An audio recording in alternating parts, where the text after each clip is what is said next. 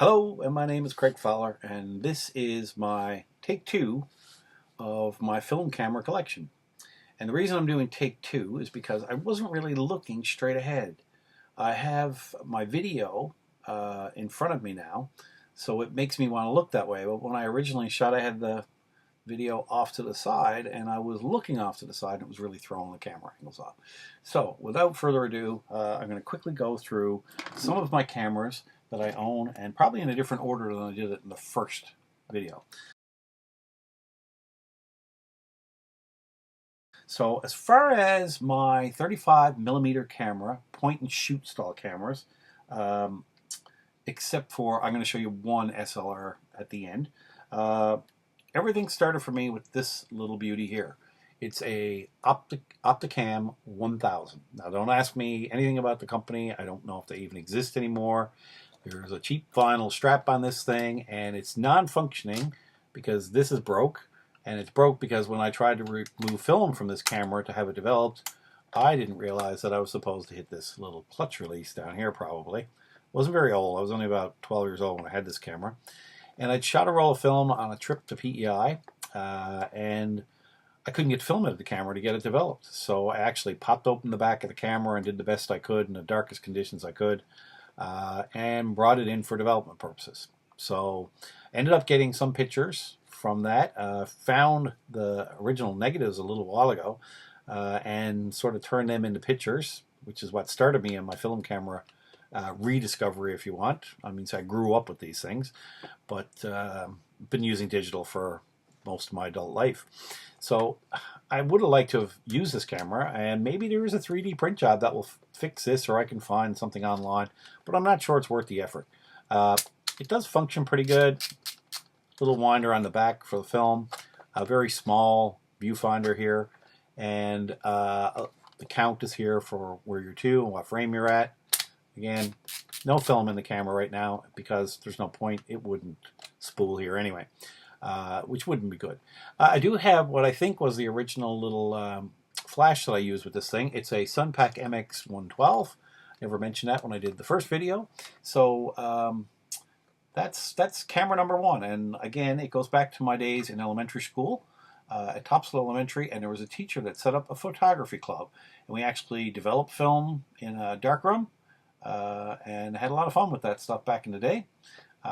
He was the same teacher, actually, that had us playing with mercury from a thermometer, handing it from person to person in our hand, which is kind of weird because if you break a thermometer today, you got to call a hazmat team to clean it up. Anyway, so this is the oldest existing film camera that I own. Unfortunately, like I said, it's broke and it's not working.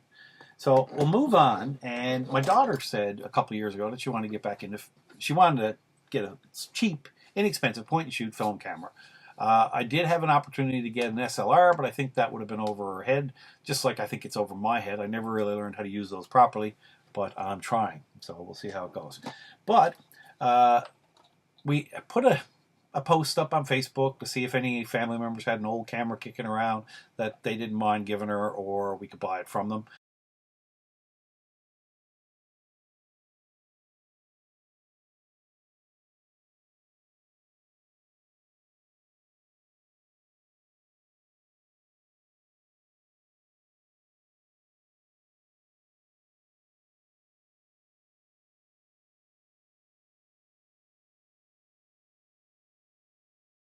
And my wife's first cousin, Trina, offered this one up.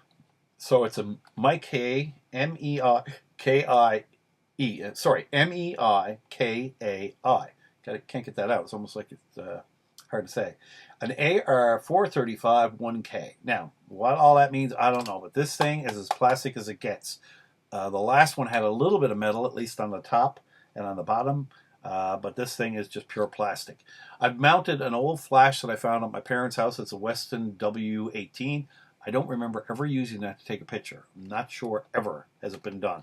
But it does have like an angle thing on it, so you're not directly flashing into people's eyes. And you got all the controls on the back for setting up, you got all the controls on the back here for setting up your film, whatever the ISO is, so that the flash goes at the right rate. Unfortunately, like the camera I showed you before, this flash doesn't appear to be working. Interestingly enough, I did get that flash working. So I never thought it would ever work. It was not functioning.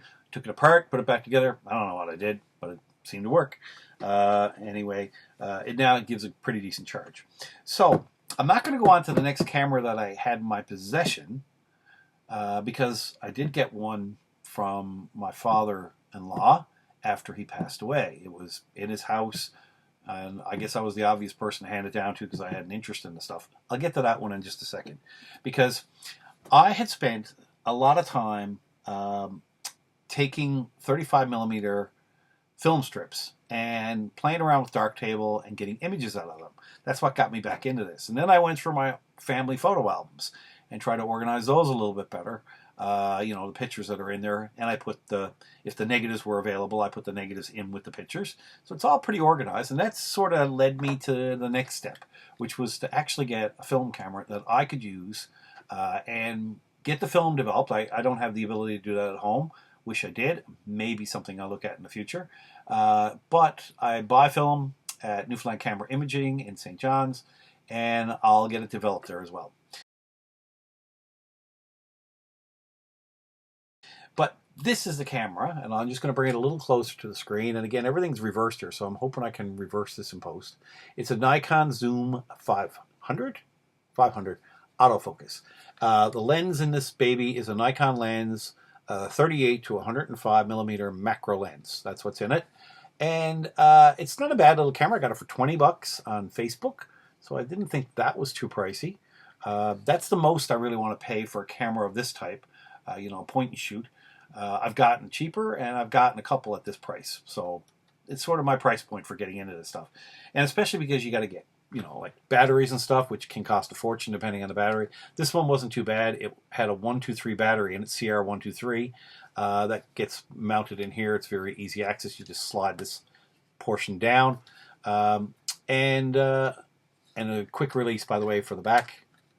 All right, get your film in there. I say quick, but it doesn't seem to be working. Oh, it helps when you know what you're doing. Pull up instead of push down. Again, no film in this camera right now. I have shot a roll. Unfortunately, it was film that really wasn't meant to be shot in that way. So if I got it here, and why did that disappear? Oh, here we go. I had a roll of Ektar 100. Now you might say, why did I buy that in wintertime in Newfoundland to shoot film indoors? Because it's 100 film. It should have been shot outdoors in a nice bright environment. And I thought, well, first of all, it was the only thing left in the store. And I bought it just before Christmas. My intention was to shoot a roll of film over the Christmas break with this camera, Christmas 2025. So I bought it and I put it in, thinking maybe the flash would, save some of these pictures. But it turned out everything was way too dark. The environments in the rooms that I was in where I shot, the lighting might have been full lighting, but it wasn't bright enough. So the pictures that I took with this, the first set of pictures I took with this, did not come out very well. I plan on using it again, but I haven't as of yet because I got other cameras that I'm trying out. Anyway, it seems like a good little camera, but again, the results from that shoot were not the greatest. So that led me to started to look for cameras that I knew we once owned, my wife and I. Technically, they were her cameras. There were cameras she had when I met her, or cameras we bought while we were together, mostly to replace cameras that were lost. When that comes to another story in just a second. But I will show you the next camera that I managed to find. Oh, sorry, I've gone ahead of myself.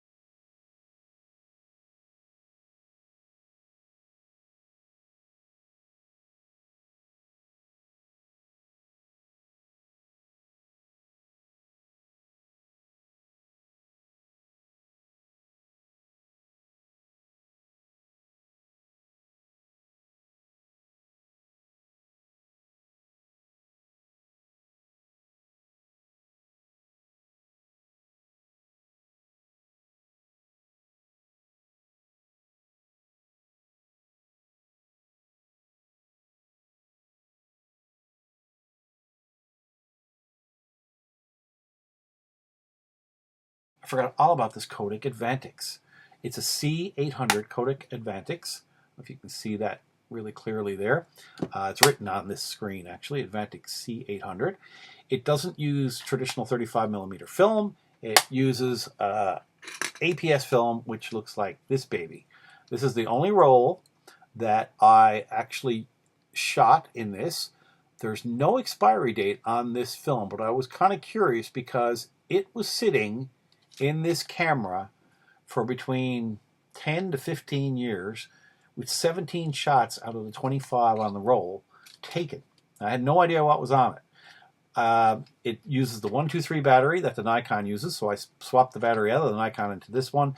I said I'm going to take the last 7 shots on it and see how they turn out, plus discover what was actually on the roll of film that was shot by my father-in-law before he passed away, obviously.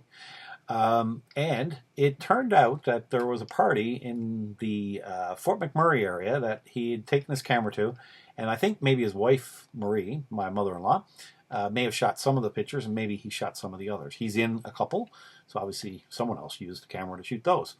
And the film, I was kind of concerned about it. I brought it home and sort of scanned it digitally, and because I only get negatives, I don't actually get prints. I'm trying to save the cost a little bit. And it actually gave me pretty decent results, especially the ones that were shot all those years ago. I think the emulsion on the film itself probably broke down over time, so the shots I took were a lot darker, a lot less visible, and I actually applied some AI to them to try to improve the quality of them. And they do look better with the AI, but if you got people in any picture which involves AI, it's not going to work very well. However, I'll go back to this camera for just a second. I do have a picture that I took of my childhood. I'll call her my babysitter. She was like a teenager when I was 10 or 11 years old, or probably younger. I took a picture of her in her house, and I just recently took that picture, applied AI to it, got some terrible results, but then I got one pretty decent result. And it all depended on what you told AI about what you wanted to have done with the picture. And also to give them details, like it originally turned her red shirt into a green shirt. And all I did was say, the shirt that she's wearing is red, keep it red, and it worked fine. Anyway, to get back to this guy, it did give me some decent results considering the age and the time that it spent in this camera. Remember, film is best kept cold. So if you've got a stock of film, you're better off keeping it in your refrigerator until you're ready to use it. Then you got, 36 frames maybe that you got to shoot relatively quickly because the film won't hold up terribly well over time. So you got to get those shots in and get the camera taken care of. So that brings us to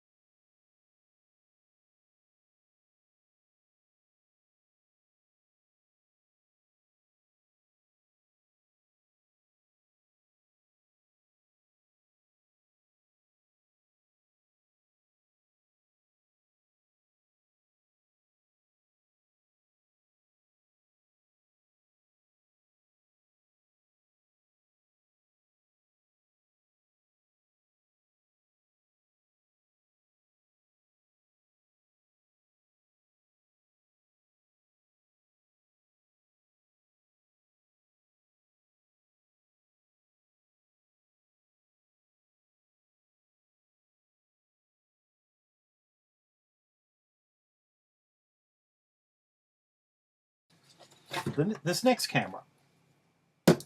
Now, this one I picked up for a big $10 Canadian, which is not very much for a camera, point and shoot like this. I've gone online and found some that are relatively pricey. And I had a $10 to $20 range for any camera that I find now. That's all I want to spend on these things. It's a Canon SureShot 76. Again, everything's reversed here, so I hope I can flip this in post. Currently, it has a roll of film in it with 16 exposures taken on it. Most recently, I went downtown, took some pictures of my wife in front of some buildings that are pretty historic in Newfoundland. Art Deco. They're Art Deco style buildings, and you know, a little bit of detail on them still standing. So I want to get those pictures, but I also want to get pictures with my wife in the foreground of the picture. And this one here I used with no problem so far, but I don't have a developed roll because this roll, which only has 16 shots on it, so I got, let's see, 20, almost, well, 19 more shots to take on this before that roll is done. And then I will bring it in as I've done with others, and I will take some of the pictures and add them to this video after the fact. So this camera is, I think, the replacement for the one I'm going to show you next that I lost first. And I think this camera disappeared. Now, this one might have been one that I gave to my parents when I got into digital photography. And they used it because my father had a garage and he used to like take pictures of cars that were damaged and stuff. And I think he used it for quite a while. I don't know what happened to it. I searched my parents' house for it. It seems to have disappeared. So, no fault to them. It was meant to be their camera after I gave it away to them. I just thought if they weren't using it anymore, I'd get it for free. Free's the best price. Anyway, again, only 10 bucks. I bought it at a thrift store in Holyrood.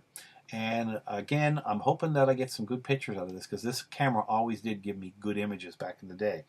There's another one of these Canon Sure Shots that my wife owned. I'm not sure exactly. It's one of two that I've narrowed it down to. It's all based on memory. And she doesn't remember any of these cameras like I do. And I guess it's because when I got a camera in my hand, I'm usually the one shooting, even if it was her camera. Now, that's just the way it seemed to be. It's like driving the car. I drive the car every time we go anywhere. What do you know? All right, so that leads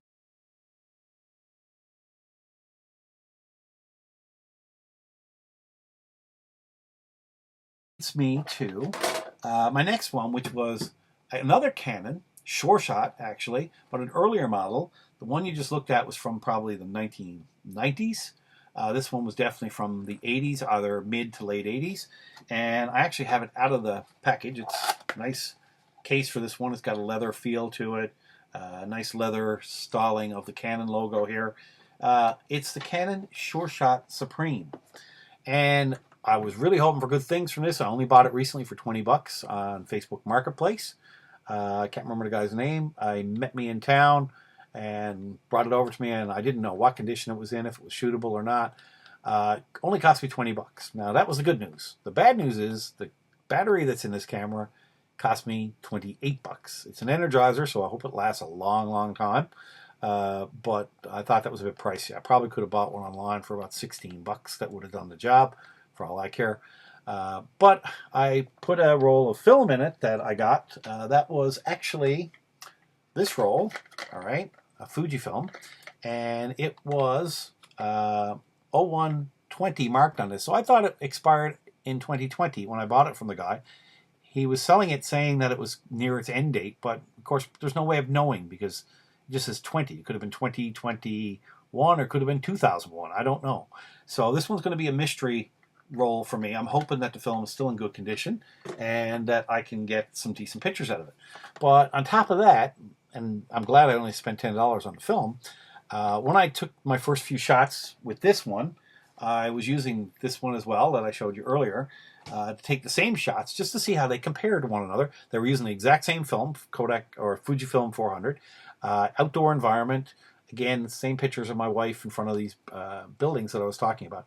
And I noticed right away that I was getting no reaction from the shutter button. I hadn't taken a picture with it until I went out that day.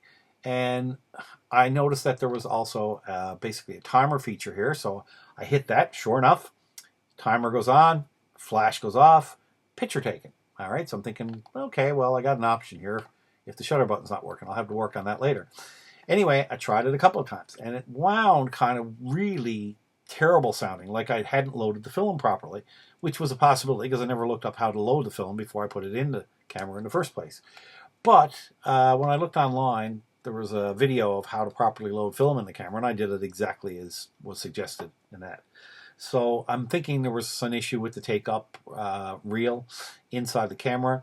So when I came home, with the film not advancing any more than like the third or fourth frame, I said, just got to haul it out and see what I can do with it. So I opened up the back of the camera. I'm not going to do it again because there's actually film in there. I almost did it. Open up the back of the camera, pull the film out, didn't release the clutch like I should have probably, but that would have wound the film back into the canister and I would have had to have some way of retrieving it, which I currently don't have. I know there's things you can get that'll do that. Pull the film out of the camera, reset it back into the cartridge, knowing that I'm going to shoot a couple of times over already exposed film and probably exposed to light as well, so it's useless. So the first probably 5, 6 to 7 shots on this aren't going to come out at all, I don't think. But it's still a 36 roll, so I should get some decent pictures. And when I put it back in, lo and behold, it seemed to work okay. But before that, I also did a little fix on this, the shutter button. I looked up knowing someone's probably experienced the same problem that I have. And sure enough, there was a guy that had a video, and he said the video was very short. He clicked the button and showed that it worked. And then said, this is what I did to make it work, because there was a problem with it. So there was a link to a website, a couple of steps, nothing serious. Back off a couple of screws, open up the top of the camera here a little bit, and you put in a little piece of aluminum foil.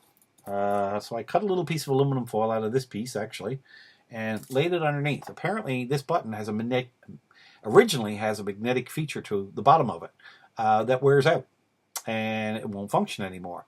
So rather than replace the button, the little piece of aluminum foil allows for contact. Now I took a shot earlier, similar to this video, of this screen that will be on, hopefully, a developed roll of film. I'm not going to do it again. I'm going to save those shots for outside.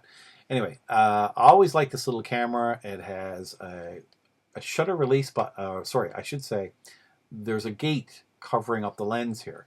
And what you need to do is press a little button up here, and now you can see that your lens is visible. The lens, by the way, is a Canon 38mm 1 by 2.8 lens. There's no telescopic feature to this camera at all. It's sort of fixed focus, is that fixed lens, I guess is the term.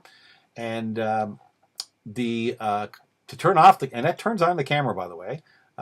You'll see the number of the frame that you're shooting on the back when that's there. And to turn off the camera, you just basically slide this thing down below it, and it covers up the lens again. And on the back of the camera, nothing's showing. So I'll just go back, hit that button one more time, turn it around, you'll see there's a number visible there, the number 6, which is the frame I'm now back on. All right, so close that up again, and I won't take another picture on this, so I don't want to mess things up. So this is another one that, obviously, I got quite a few shots left on this one, about 30 shots to shoot. And when I get them developed, I will try to add them into the results into this video, as I plan on doing with all the other cameras. And that goes right back to this camera here. I'll show you some of the pictures I got. Maybe even show you the original condition they were in before I did some work on them to try to get them working.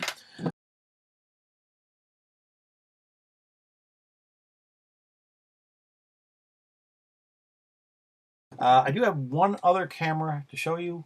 It's my SLR Minolta, and it's a X700, and there's this MPS. I'm not sure exactly what that's in reference to, but it has a lens on it that came with it.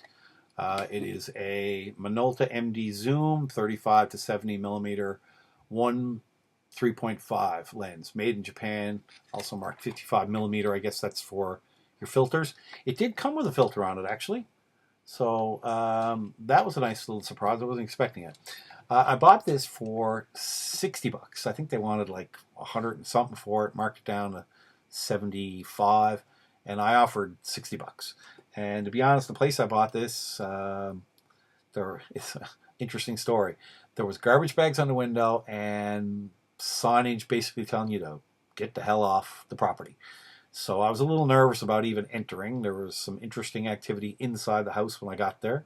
But there was a woman that came out to me with this camera, said she had a lot of other cameras if I was interested. And I said, nope, just this one. And would you take 60 bucks, which she did. I guess she's been trying to sell it for a while. In fact, it's still listed on Facebook. I don't think she's removed the listing for it. So I don't know what's going on there, if anybody's trying to contact her or not. But the camera's now mine, paid for, 60 bucks.